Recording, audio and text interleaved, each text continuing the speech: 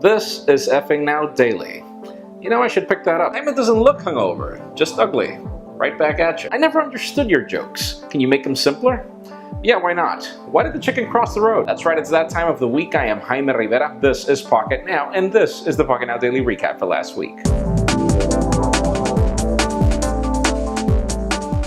We began last week on Monday asking you how much would you be willing to pay for an ASUS HoloLens, as we know Microsoft is charging $3,000 for the developer kit, and ASUS was apparently working on its own version, but then again, obviously we expected not to be priced so high.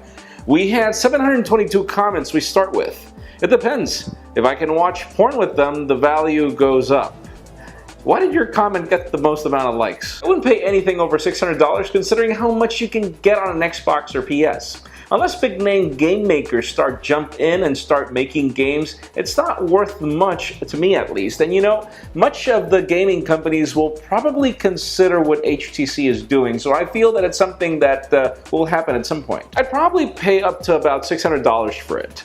I try never to buy anything when it's brand new though. That's just setting dollars on fire. Wait for a few months for it to drop, and you're right, especially on Amazon, and that's particularly the case with a lot of new technology. It's extremely expensive at the beginning, and then 6 months later it's just dirt cheap. On Tuesday, even though YouTube Red wasn't yet announced, I asked you if you would be willing to pay for YouTube or would you rather use ads, as the rumors were that YouTube Red was going to happen, and it did 2 days later. We have 1,257 comments. Thanks a lot, guys. We start with me. I hate ads so much. YouTube, you have to pay $10 for watching our videos. Me, did I say how much I love ads? And yeah, 347 people agree, and so do I. I would rather have ads than have to pay for YouTube particularly. I never used ad blocks because I know this would happen, and I want to support the creators like Pocketnow, as for example. Thanks a lot, selfish ad block users, you just ruined free TV control.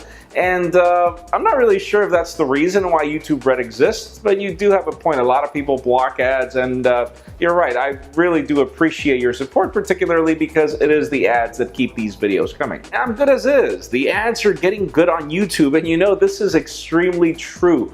Ads on YouTube have become really compelling. They know how to keep you watching during those 15 seconds that you're forced to watch the ad, and then the ad just becomes something delightful, and that's actually a great thing. That's the way advertisements should be. It shouldn't be annoying. It should be actually helpful and actually entertaining as well. Wednesday, I asked you which was your favorite placement for a fingerprint scanner. The rumors were of the iPhone 7, a possible sapphire display, and obviously a home button dying, so we're wondering exactly where the fingerprint scanner is going to be. Back then we had 1,174 comments. Thanks a lot. Again, we start with side is best, then the back, and the worst is the front. You know, that's actually odd because I actually feel the other way around. I like the side mountain ones, but I prefer the one at the front. Particularly when you have your phone on the table, which is the behavior of a lot of people. So that means Samsung Galaxy S8 will not have a home button too, and I was waiting for this comment too. Fingerprint scanner will be incorporated on the screen itself. The phone will unlock when you press hard on any place of the screen. This technology already exists, and yeah, the technology already exists, but Apple is not famous for being the first at it. On Thursday, the topic was the BlackBerry Prib. We heard that it would be priced around $750. I asked you, what did you think about this price tag? And well, we're shocked. Another 1,057 comments. Thanks a lot again. We start with, pay Apple $1,000 for 64 gig of storage, but then cry when BlackBerry charges for better security. Well, that's the thing. You're right. It's not worth it for you to pay so much money for an iPhone. But then again, paying for security, when security should be not a bonus, but what phones should do, computers do it as well. Why should you pay more for something that companies should do out of the box? For the price of the BlackBerry Prib, you can easily get an Nexus 6P and $250 left in the pocket, and that is exactly my point. I mean, the Nexus 6P on its own is a very secure phone. It's got its own fingerprint scanner as well. It's got a lot of things going for it. It's a really cool phone, and it doesn't cost so much. Why would BlackBerry charge so much for security. I think the price can be justified that it brings something to the table no other modern phone does, a physical keyboard, and that's because that's what obsolete phones had.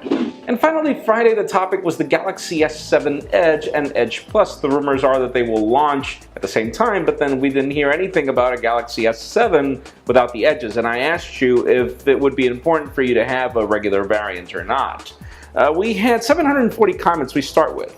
If the Edge variant is priced as the same as the S6 when it's launched, then yeah, I'm okay. It would not be a disappointment, and yes, because of the price difference, it does make sense for Samsung to now be able to charge a lot less for technology that's now more common. True. I'd be disappointed if they didn't release a regular variant. Cost just comes so much into play, and the regular variants are a bit cheaper, but yeah, obviously they would have to price it at the same way. I would be disappointed because I don't really like the Edge display much. It's a little cumbersome to hold. Well, if Samsung gets rid of the normal variant of the S7, then the price tag of the Edge will drop. It will probably still be higher than the normal variant of the S7, but it won't be as expensive as the S6 Edge, and probably. It's really hard to anticipate what could happen right now, but Samsung will probably announce it in January. Again, I do feel that it would be better for Samsung and safer if they kept the regular variant and probably just price it $100 less than it is right now, and then sell the S7 Edge at the premium price,